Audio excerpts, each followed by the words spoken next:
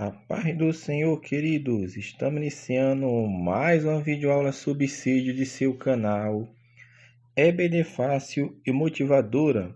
E na aula de hoje nós comentaremos a lição de número 4, Adultos, que tem como título Dons de Poder. Amém? Neste trimestre estamos estudando a lição Dons Espirituais e Ministeriais. E semana passada já falamos de 3 dons espirituais. E na aula de hoje nós comentaremos mais outros 3 dons, os classificados como os dons de poder pelo autor da lição bíblica, porque na lição passada nós explicamos essa classificação dos dons, que é uma classificação autoral dos comentaristas bíblicos, dos autores de livro, não uma classificação bíblica. Se os irmãos tiverem dúvida e quiserem assistir novamente, aqueles que não assistiram, eu recomendo assistir o nosso subsídio da lição de número 3, que também foi uma lição maravilhosa, amém? Um conteúdo de qualidade, bíblico, teológico, sem heresias, amém, meu irmão? Lição de número 4, dons de poder. Texto áureo encontra-se em 1 Coríntios, capítulo 2, versículo 4 e versículo 5. Assim nos fala: a minha palavra e a minha pregação não consistiram em palavras persuasivas de sabedoria humana, mas em demonstração do Espírito e de poder, para que a vossa fé não se apoiasse em sabedoria dos homens, mas no poder de Deus. Verdade prática.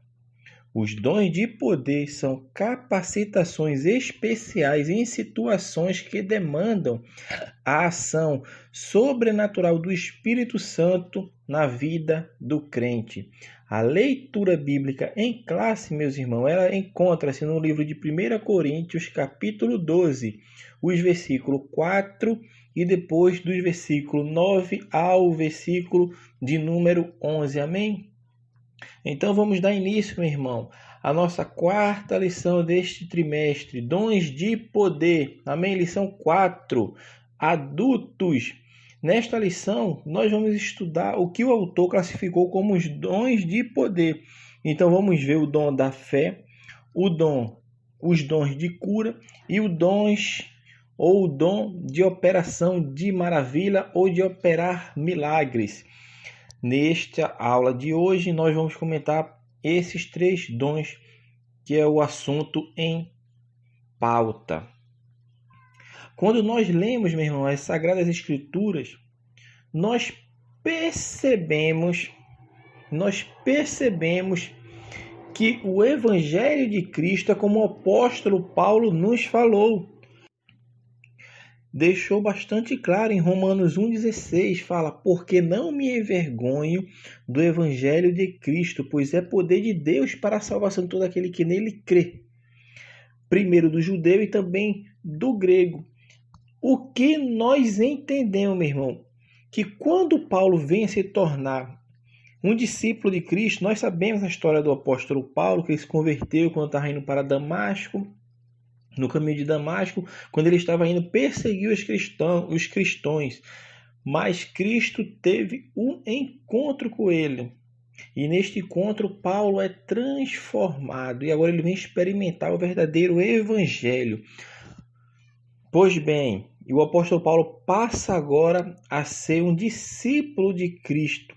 E a demonstração da sua mensagem é como ele fala no texto áureo, que a palavra dele, a pregação dele não consistiu em palavras persuasivas de sabedoria humana, meu irmão, não, mas em demonstração do Espírito e de poder, para que a vossa fé não se apoiasse em sabedoria dos homens, mas no poder de Deus. E a partir da convenção do apóstolo Paulo, ele começa a ser um instrumento nas mãos de Deus, fazendo sinais, prodígios e maravilhas, para que os outros percebessem que o evangelho que o apóstolo Paulo estava pregando, que os discípulos estavam pregando, mesmo sendo perseguidos, mesmo sendo mortos, mesmo sendo presos, continuavam a se expandir de uma forma assombrosa, porque ele não se constitui apenas em palavras, mas em poder, e poder este de Deus, que Deus dá para o mundo. E Jesus também, quando estava aqui na terra, no seu ministério terreno, ele demonstrou, meu irmão, que ele não veio trazer mais uma corrente filosófica para o mundo, não. Porque o mundo da época então, e como na época de hoje também, conhece várias filosofias, as gregas, as de Platão, de Aristóteles, Heródoto e o materialismo. E as outras religiões que vêm, até o ateísmo, aquela que vem a negar a existência de Deus, existiu e existem. Também o judaísmo já existia na época de Cristo, porque Cristo, quando veio, já existia sim o judaísmo, já tinha aquela religião, que era uma religião consagrada na Palestina. Mas um ponto importante que não acontecia na religião dos judeus eram os sinais de poder, meu irmão. Os sinais que impactavam, que transformavam a vida dos seus adeptos. Também daqueles que estavam ouvindo, porque muitas das pessoas que ouviam, que seguiam a Cristo e seus discípulos, eram alcançadas pelo poder do Evangelho de Cristo, mas o poder transformador sim também. Mas aqui nós estamos falando do poder miraculoso que Cristo concedeu aos seus seguidores, ou seja, a mim, meu irmão, a você, aos seus discípulos ao longo da história da igreja, porque Cristo prometeu, como eu falei na lição passada, os dons espirituais, os dons de serviço e os dons ministeriais, meu irmão, são para crentes em Cristo que tem esse poder. Aquele que está em Cristo recebe a autoridade, é um dom dado para ser atuado, a manifestação atua-se de forma pontual, e nós falaremos disso nesta lição. E Cristo veio e mostrou seu poder. Cristo é o exemplo maior. Por quê? Porque ele veio demonstrar poder tanto sobre as forças das enfermidades, assim também como as forças da natureza. E a história da igreja é uma história de pregação e de poder de Deus. E nessa lição nós vamos falar sobre isso, sobre o dom da fé, dons de cura e dom de operação de maravilhas. Com relação ao dom da fé, o autor da lição começa explicando o que é fé. Ele vai explicar a palavra fé, que é confiança que depositamos em todas as providências de Deus. Ele está pegando uma definição, essa definição que eu estou falando para os irmãos de fé, essa palavra fé, é do pastor Claudionor de Andrade, porque a própria Bíblia Sagrada, ela já define o que é fé. Aqui nós estamos definindo a palavra fé, segundo o pastor Claudionor de Andrade. Ele fala que é uma confiança que depositamos em todas as providências de Deus. É a crença, meu irmão, que ele está no comando de tudo e é capaz de manter as leis que estabeleceu. Ou seja, então fé para o pastor Claudionor de Andrade é a convicção de que a palavra é a verdade, de que a sua palavra é a verdade. Mas a Bíblia Sagrada ela foi inspirada, ela é a palavra de Deus. Ela é infalível e inefável, portanto, a definição que nós devemos nos apegar, meu irmão, quando perguntarmos o que é fé, eu tenho que estar com a resposta na ponta da minha língua para afirmar que é o firme fundamento das coisas que se esperam e a prova das coisas que se não veem, conforme Hebreus 11:1. Isso está lá, é a definição da palavra fé. Esta que é a definição da palavra fé. E esta definição é importantíssima, porque ela tem 3 elementos essenciais. Mostra que ela é o fundamento para a minha confiança em Deus. Ela envolve a esperança, porque ela é o fundamento das coisas que se esperam. Então ela está fundamentada na confiança em Deus. Ela envolve a esperança, ou seja, uma expectativa segura do que se espera da parte de Deus. E ela também é a prova das coisas que não se veem, mas são esperadas, meu irmão. Significa convicção antecipada. Então, isso tudo é o que é fé. É a definição da palavra fé. Mas agora nós vamos falar da fé como um dom do Espírito. Nós estamos falando agora de fé como um dom. É o dom da fé que é dado pelo Espírito Santo. Então, anotem aí, meu irmão, o que é a fé como um dom. É a capacidade concedida pelo Espírito Santo para o crente realizar coisas que transcendem, meu irmão, a esfera natural, visando o benefício e a edificação da igreja. Esta é a definição de fé como um dom. Nós estamos falando da fé agora como um dom do Espírito Santo. É uma capacitação concedida pelo Espírito Santo, óbvio. É um dom concedido pelo Espírito Santo. Então é uma capacitação que é concedida por quem? Pelo Espírito Santo. Para quem? Para o crente. Para o crente fazer o quê? Realizar coisas que transcendem a esfera natural, visando o benefício e a edificação da igreja. Então, para o crente é concedido pelo Espírito Santo e transcende a esfera natural, porque o natural, meu irmão, a gente pode fazer, mas o que vai além do natural, isso depende da operação do Espírito Santo na nossa vida. Então, para entendermos melhor este dom da fé, vou falar para os irmãos o que não é a fé como um dom do Espírito. Esta fé que eu estou falando aqui para os irmãos, essa fé como dom, ela não é a fé salvífica, meu irmão. Porque a fé salvífica, ela é proveniente da proclamação do Evangelho. Esta fé leva-nos a receber a Cristo como Salvador, ou seja, é uma fé que é despertada quando eu ouço a proclamação da palavra de Deus. Aí ela entra no coração do ouvinte da palavra de Deus e produz-se a fé salvífica, que leva o homem a reconhecer o seu estado decaído, o seu estado pecaminoso. Não é dessa fé que nós estamos falando. Então, o dom como fé não é a fé salvífica. Também ela não é a fé como doutrina. Porque a fé como doutrina, meu irmão, ela denota a permanência do crente. O crente deve viver de acordo com a palavra de Deus, ou a sã doutrina. 2 Coríntios 13:5, assim fala: examinai-vos a vós mesmos, se permaneceis na fé. Esta fé que está falando aqui é a fé relacionada com a doutrina. É como se o apóstolo Paulo estivesse falando: examinai-vos a vós mesmos, se permaneceis na doutrina, provai-vos a vós mesmos, ou não sabeis quanto a vós mesmos que Jesus Cristo está em vós, se não é que já estáis reprovado. Então, a fé como um dom, ela não é a fé como doutrina, nem muito menos é a fé como fruto do Espírito, porque conforme em Gálatas 5:22 fala lá, os frutos do Espírito, e a fé está lá, a fidelidade, a fé. Mas essa fé como dom não é a fé como fruto do Espírito. Por quê? Porque a fé que nós estamos falando aqui, meu irmão, a fé como dom, ela é dada, ela é concedida pelo Espírito Santo.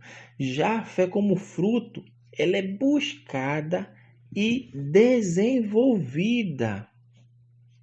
Então nós estamos falando aqui que essa fé como dom, ela não é uma fé salvífica, não é a fé salvífica, não é a fé como doutrina e não é a fé como fruto do Espírito e também não é a fé natural. A fé natural é aquela que os homens resultam observando a natureza, porque quando ele olha para a natureza, ele vê que tudo existe de uma maneira tão organizada e com propósitos.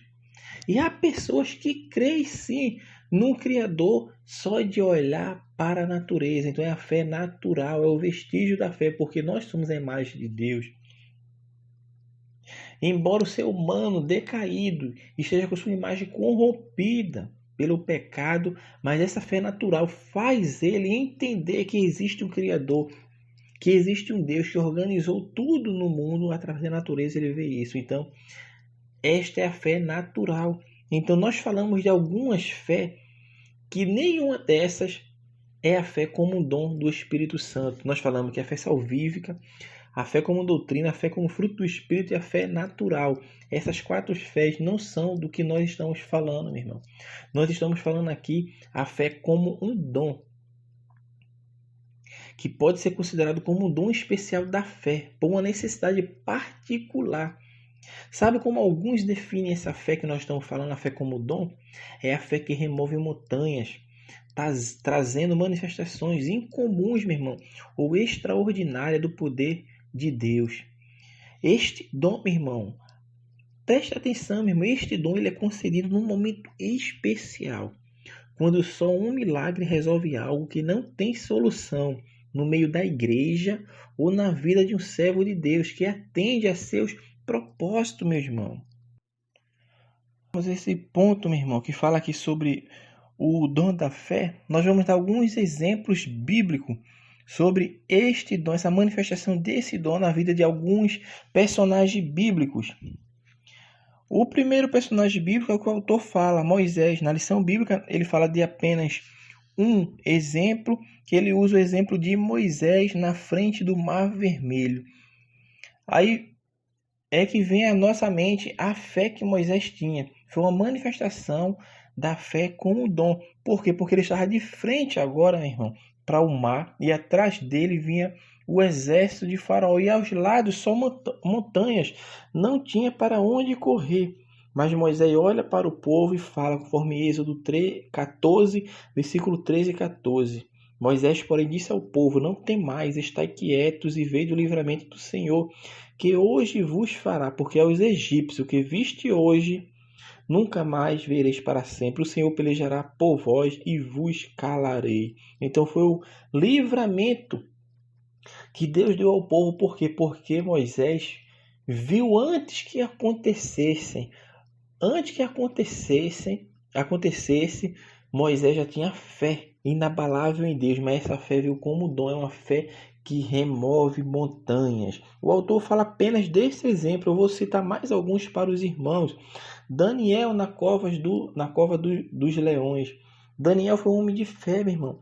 Se não fosse a fé que ele tinha em Deus, primeiramente, e a manifestação desse dom da fé, meu irmão, que ele foi lançado na cova dos leões, mas ele tinha certeza que Deus o livraria do mal se fosse a vontade dele, era o dom da fé, assim como seus 3 amigos foram lançados na fornalha de fogo ardente. Era a manifestação do dom da fé. Por quê? Porque era uma fé que move montanhas, é uma fé sobrenatural que move, que transcende a esfera natural. Imagine só o ser humano ser jogado na cova dos leões, com leões famintos, e ele passar a noite ali dormindo e não ser devorado pelos leões. Então, meu irmão, é a manifestação do dom da fé, que é coisas que transcendem a esfera natural. E assim aconteceu com Moisés, o mar se abriu.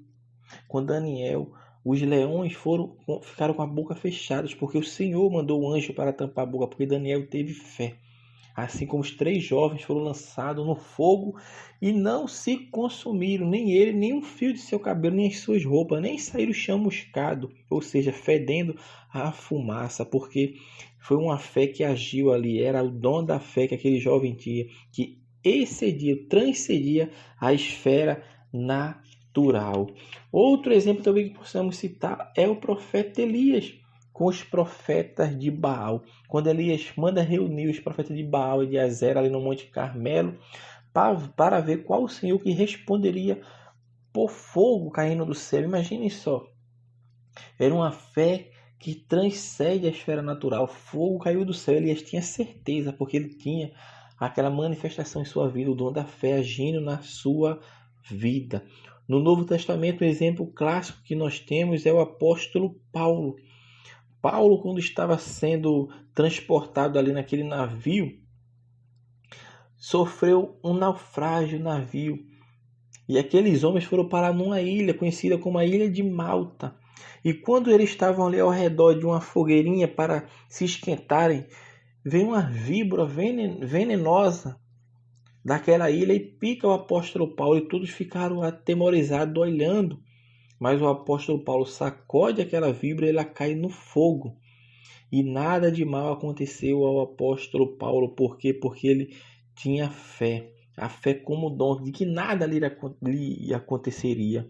Era o dom da fé agindo em sua vida, porque o dom da fé também ele está atrelado muitas vezes aos dons de cura. Porque às vezes as pessoas não recebem a manifestação do dom de cura, mas ele tem um dom da fé que executa Quando ele ora pelaquela pessoa vem a ser curada. Mas não é porque aquela pessoa teve a manifestação do dom de cura na sua vida, não. Pode também ser que ele tenha, porque o dom de cura também tem esse lado também de poder curar a pessoa. Mas o dom da fé que nós estamos falando é a fé que pode transcender a esfera natural.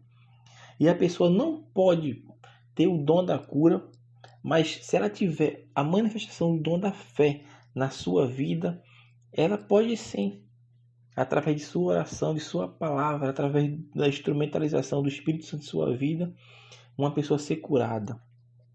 Porque é o dom da fé agindo. O segundo dom que nós vamos estudar é o dom de cura, que são recursos espirituais, obviamente, que é um dom concedido pelo Espírito Santo, são recursos espirituais de caráter sobrenatural que atuam na cura de enfermidades, meu irmão. Mas que tipo de enfermidades? Enfermidade física, psicomáticas ou emocionais. No Antigo Testamento nós vemos que Israel já falava que era o Jeová Rafá, ou seja, é o Senhor que sara. Deus é o Deus que cura, meu irmão. As manifestações dos dons espirituais são atuais para a igreja, são atuais para a humanidade, meu irmão. Você é um instrumento vivo, nós somos instrumento vivo para pregar o evangelho com ousadia e com poder. Porque o dom de cura são esses dons, meu, de grande valor na pregação do evangelho. São grande valor porque as pessoas são descrentes, meu irmão, do poder de Deus. Mas quando uma pessoa vê uma cura de impacto, vamos falar uma cura de um câncer, de uma pessoa idética, de uma paralisia, de um cego, de um mudo, de um paralítico, isto faz com que elas sejam compelidas, meu irmão, a ter fé. A sua fé é despertada porque ela viu o poder de Deus agindo. Mas, meu irmão, observe que o dom da cura, quando ele executa milagres, ou seja, milagres de cura, meu irmão, sem transformação de vida, pelo poder do Evangelho de Cristo, torna-se apenas elemento de shows para a glorificação do pregador. Porque tem pregador, tem pessoas que buscam a glória para si, ou seja, eles oram para Deus curar. Ele ora para Deus fazer, mas quando Deus faz, ele tira o foco que seria para transformação, para salvação de vidas, ou talvez até daquela vida que recebeu o milagre. Ele tira o foco e traz aquele foco para si. E aquela pessoa muitas vezes recebe a cura, mas ela não vem aos pés de Cristo, não segue a Cristo, porque pode sim, meu irmão, uma pessoa pode receber a cura, pode receber o milagre, mas rejeitar Cristo. Talvez naquele primeiro momento não, mas após aquilo, muitas vezes acontece. Então devemos ter cuidado, porque primeiramente a glória tem que ser para Deus. E o dom de cura, meu irmão, ele deve seguir a pregação do Evangelho. O que salva o homem, o pecador, o descrente, é o poder do Evangelho, é o poder da mensagem de Deus, meu irmão. É Jesus Cristo, através da sua palavra. E quem prega a palavra de Cristo somos nós. O objetivo maior do reino é a salvação do pecador. Se a cura não vier seguida de conversão, meu irmão, a pessoa teve um benefício apenas nessa vida, porque na vida vindoura ela vai certamente perder a sua alma, perder a sua salvação. Então nós devemos ter cuidado, que a prioridade do reino de Deus é a salvação. E o próprio Cristo falou isso quando ele dividiu aqueles 70 discípulos, dividiu em duplas e pediram para que fosse pregar o evangelho. E depois eles voltaram para reportar a situação a Cristo e falaram que em teu nome, Cristo, nós expulsamos demônios, colocávamos a mão, as pessoas eram curadas. E Cristo olha para eles e fala: não se alegre, porque os demônios se sujeitam a vós, mas se alegre de terem o seu nome escrito nos céus. Isso é o que Cristo está falando. Falou para aquelas pessoas que foram levar a cura. Então eles deviam se alegrar, não porque estavam as pessoas estavam sendo curadas.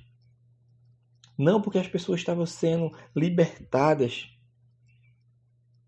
de demônios, mas sim porque seu nome está escrito nos céus. Então este é o objetivo do Evangelho de Cristo. O dom é uma excelente ferramenta que o Espírito Santo nos deixou, excelente. Queira Deus que toda a igreja tenha a manifestação de todos os dons espirituais, mas que tenhamos isso em mente, porque nós estudamos quais são o propósito do dom. Primeiro, a edificação da igreja e também a edificação do descrente. Viu essa parte lá, quando a gente estudou na lição número 2. E o dom de cura, isso é um dom de grande valor na pregação, porque o Evangelho não vai se consistir apenas de palavra, mas na manifestação do Espírito e de poder de Deus, meu irmão. Então devemos ter cuidado com isso. Esse dom é promessa de Jesus à sua igreja, porque ele delegou poder para curar enfermos, como parte da missão de pregar o Evangelho. Porque Cristo falou, e esses sinais seguirão aos que crerem.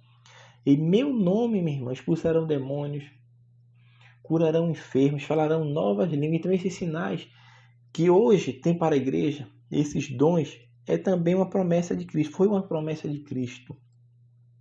E como os sinais devem seguir aos que crerem, pode-se entender, meu irmão, que pode haver curas ministradas por uma pessoa que não tem o dom ou dons de cura. Essa é uma parte interessante, porque Cristo, quando prometeu, ele falou, esses sinais seguirão aos que crerem. Então, uma pessoa que não tem essa manifestação na sua vida de dom de cura, ela pode sim ser usada por Cristo para curar uma pessoa. Ela pode orar para uma pessoa e a pessoa ser curada? Sim, pode sim. Qualquer crente pode ser. Nós já falamos sobre isso e não é à toa que nas lições anteriores nós falamos que a manifestação do dom espiritual ela aconteceu de maneiras aconteceu vislumbres dela no Antigo Testamento e no Novo Testamento ela permaneceu. Só que com a descida do Espírito Santo e com o batismo com o Espírito Santo houve uma potencialidade desses dons na vida das pessoas. Mas uma pessoa sim não pode ter o dom da cura e orar. Mas entra aquela questão que eu falei quando estavam falando do dom da fé. A pessoa pode não ter o dom da cura, mas ela pode ter o dom da fé e pode orar e aquela pessoa ficar sã. Por isso, às vezes, há uma confusão. Será que por isso as pessoas às vezes falam, os comentaristas falam, será que o dom da fé não é operado juntamente com o dom da cura ou vice-versa? Pode ser vice-versa, os dois atuando ao mesmo tempo ou um atuando ao mesmo tempo. Porque a fé, o dom da fé pode ser usado assim para curar uma pessoa. E é uma manifestação do dom da fé e não da cura. Existem alguns autores, meu irmão, bíblico, que um dos mais conhecidos, Stanley Orton, fala que ninguém pode dizer que tem o dom da cura. Como se esse dom pudesse ser possuído e ministrado a seu bel prazer. Não. A pessoa não pode dizer que tem o dom da cura. Ou seja, uma pessoa que orar, vamos falar agora de por um paralítico, o paralítico ser estabelecido, os seus movimentos, as suas pernas, ele começar a andar, a pular e foi curado. Aquela pessoa recebeu aquela manifestação pontual do Espírito Santo na sua vida para ele orar por aquela pessoa ou manifestação do dom do Espírito na sua vida, do dom de cura ali para ele curar aquela pessoa em nome de Cristo. Isso não quer dizer que para onde ele passa ele vai sair curando todas as pessoas, vamos falar assim, curar todos os crentes, todas as pessoas que ele encontrar na rua, não. É uma manifestação pontual que acontece conforme a vontade do Espírito Santo, meu irmão. Conforme a vontade do Espírito Santo, porque existem doenças para a morte. Não é à toa que Cristo falou, quando falaram para ele que Lázaro morreu, ele olhou e falou, essa doença não é para a morte, mas para a glória de Deus. Quando foram falar que Lázaro estava doente, depois que Lázaro morreu, essa doença não é para a morte, mas para a glória de Deus. E Lázaro veio a morrer, mas Cristo foi lá e ressuscitou ele, porque a doença não era para a morte. Então, o que nós inferimos quando Cristo fala que essa doença não é para a morte, mas para a glória de Deus? É como se Cristo estivesse dizendo, vamos parafrasear. É como se estivesse dizendo, existem doenças que são para a pessoa morrer. Mas existem outras doenças que não são para as pessoas morrer, mas para a glória de Deus. Assim como é essa de Lázaro, que não é para a morte, porque existem doenças para a morte. E é isso que nós estamos batendo aqui. O possuidor desse dom não pode dizer, ninguém pode dizer, na verdade, que tem o dom de cura. Eu tenho o dom de cura e vou sair curando por aí. A mesma coisa como nós estudamos na lição anterior. O dom da palavra da sabedoria não torna a pessoa sábia. Não, foi uma manifestação pontual naquele momento que a manifestação do Espírito Santo se manifestou em sua vida.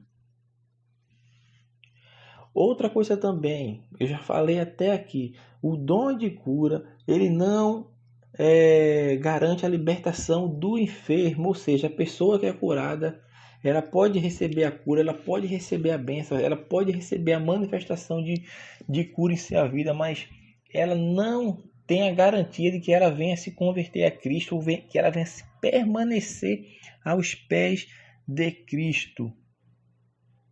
Porque muitas vezes, quando o dom é operado, a manifestação do Espírito acontece. Muitas pessoas creem, até a pessoa que é curada crê, mas aquela pessoa que é curada, ela não é garantia de que ela venha a se libertar. Ela não é garantia, independente da soberania divina, meu irmão, das condições espirituais e morais do enfermo. Nós não afirmamos isto na manifestação do dom da cura, porque eu falei, o que liberta é o Evangelho de Cristo, a palavra de Cristo, o Espírito Santo quando opera, não o milagre. Por quê? Porque Cristo está preocupado em que os pecadores vão se converter. É melhor entrar no céu com um olho do que ser condenado com dois. É melhor participar do gozo futuro com uma mão do que ir para a perdição com as duas mãos. Então, meu irmão, dom de cura não rotula a pessoa como liberto. A pessoa pode ser curada, o descrente, mas não pode, muitas vezes, vir aos pés de Cristo. E o que eu tinha falado anteriormente, para concluir, esse dom não significa uma capacidade de curar quando e como a pessoa quer. Porém, é sempre uma transmissão, meu irmão, de poder do Espírito Santo. Por isso, é indispensável que o portador do dom esteja ligado a Cristo e siga a sua direção. Então, meu amado irmão, nós estamos aqui comentando, nós não estamos anulando a operação dos dons de cura, não. Nós temos certeza que Deus ainda cura, que Deus ainda usa as pessoas para a sabedoria, da palavra da ciência, em profecia, através da manifestação do dom da fé, dom de cura, e o próximo dom que nós vamos falar é o dom de operação de maravilha, ou operações de maravilha, como os irmãos assim queiram, porque o dom no original ele está num plural, então são dons dom de operações de maravilhas ou de milagres. Que esse dom é o desprendimento da energia divina, meu irmão, a fim de operar grandes mudanças na ordem natural das coisas. Este dom, para se entender melhor, não existe um fato melhor do que os exemplos que encontramos nas Sagradas Escrituras. Nós já falamos sobre Moisés diante do Mar Vermelho. Aquilo ali foi uma operação de maravilhas, porque o mar se abriu. E não mudou de fato, meu irmão. Houve um desprendimento dessa energia divina e operou uma grande mudança na ordem natural das coisas. O mar se abriu. Foi uma operação de milagres. Eliseu e a viúva, meu irmão, quando houve aquela multiplicação do azeite. Imagine só, a mulher tinha um pouquinho de azeite, mas ela começou a encher as vasilhas e o azeite não parava. Enquanto tinha vasilha, o azeite era derramado. Isto, meu irmão, é operação de maravilhas. Esse relato está em 2 Reis, capítulo 4. Os irmãos podem ler lá. Outro fenômeno que aconteceu é Josué. Quando estava ali naquela batalha, Josué orou para que o sol se deteve, o sol ficou detido. E o povo saiu vitorioso. Nós aqui não vamos entrar nesses detalhes sobre o sol detido, porque sabemos que o sol ele sempre está parado. Mas hoje nós falamos. O pó se põe, o sol está nascendo, o sol está se pondo.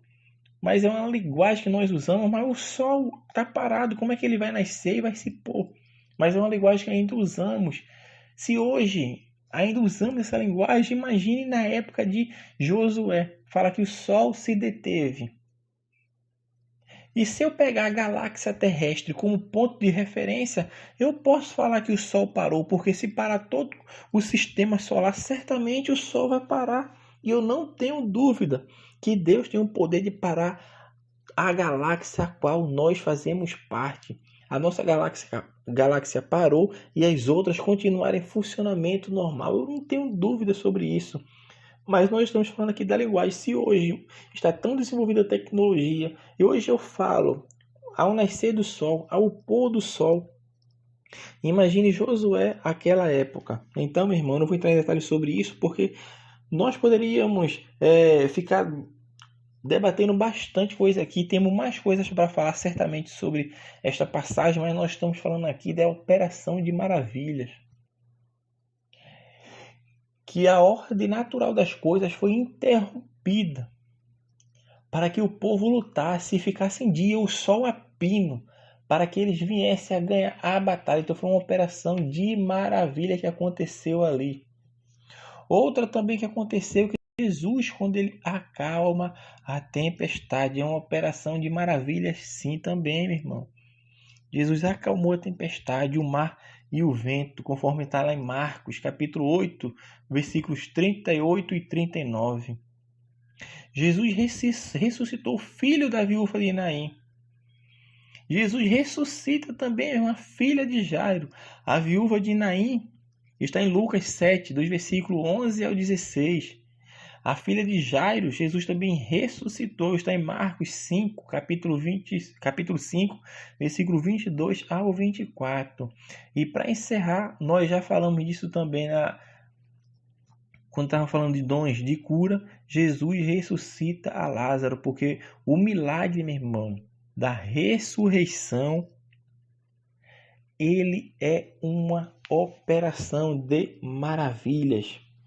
É uma operação de maravilhas. Então, através destes exemplos, nós percebemos que Deus deu dom para a sua igreja, a fim de que ela atue no mundo moderno com poder e graça, para não ficarmos apenas em palavras de sabedoria humana, mas em manifestação do Espírito e poder de Deus para todo aquele que crê, meu irmão, porque os dons espirituais são para o crente, meu irmão. Mas eu devo buscar, eu devo pedir. A palavra de Deus nos fala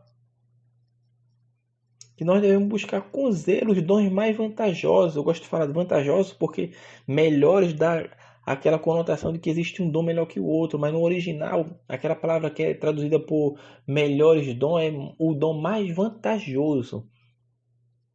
Então, se você é um ministro do evangelho, um pregador do evangelho, talvez um dom mais vantajoso para você seja um dom de cura, um dom da fé, um dom de operar maravilhas. Por quê? Porque a sua pregação, a sua ministração do Evangelho de Cristo, ela vai ser seguida de uma manifestação sobrenatural. E era isso que acontecia no período apostólico do primeiro século ali, que os discípulos e o próprio Cristo pregavam com ousadia e os sinais seguiam de poder, de manifestação do Espírito que aconteciam na vida daquelas pessoas. E uma coisa que o autor vem falar aqui também na lição é sobre as distorções nos usos de dom de cura e de operação de maravilhas.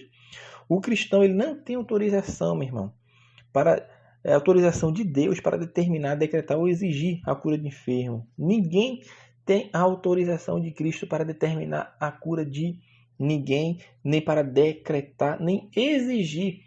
Porque as pessoas que essa aqui, Deus é um Deus de barganha, que eu devo orar e Deus vai curar a meu bel prazer.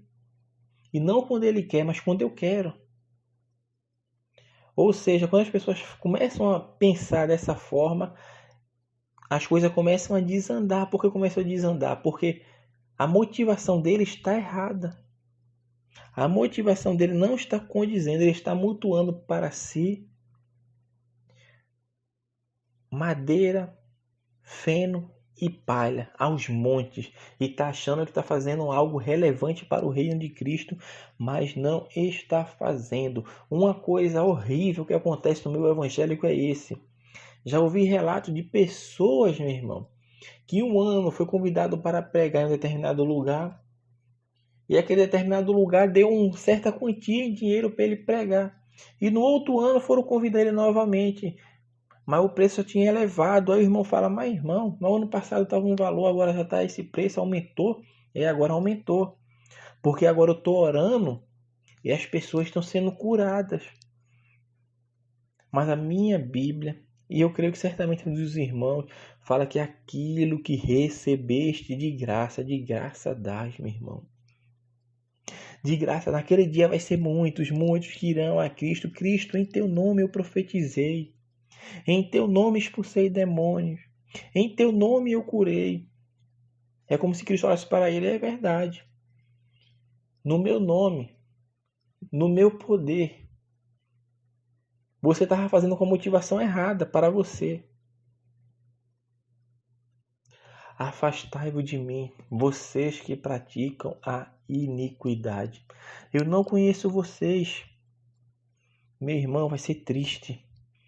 Vai ser lastimável essas pessoas que usam o Evangelho de Cristo como forma de barganha. Então, meu irmão, que possamos, meu irmão, meditar e estar aos pés de Cristo, caminhando para o reino celeste. Amém? Então, assim, irmão, nós estamos encerrando a nossa quarta lição, o nosso subsídio da nossa quarta lição. Os irmãos, se tiverem dúvida de alguma coisa, quiserem discordar, eu sempre falo isso, meu irmão. Porque os irmãos podem discordar certamente, como eu recebo comentários em alguns vídeos, irmão, que discordam da nossa posição. Se falamos algumas coisas equivocadas também, os irmãos têm toda a liberdade. Nós deixamos os comentários ativos para os irmãos lá comentarem. Os irmãos têm a possibilidade de comentar. Então, meu irmão, nós agradecemos pelo seu acompanhamento do nosso canal. Que Deus abençoe a sua vida, da sua igreja, a da sua escola bíblica dominical, e que possamos cada dia mais crescer tanto no conhecimento quanto na graça de Deus. Que Deus abençoe os irmãos e até a nossa próxima aula de subsídio de seu canal EBD Fácil e Motivadora.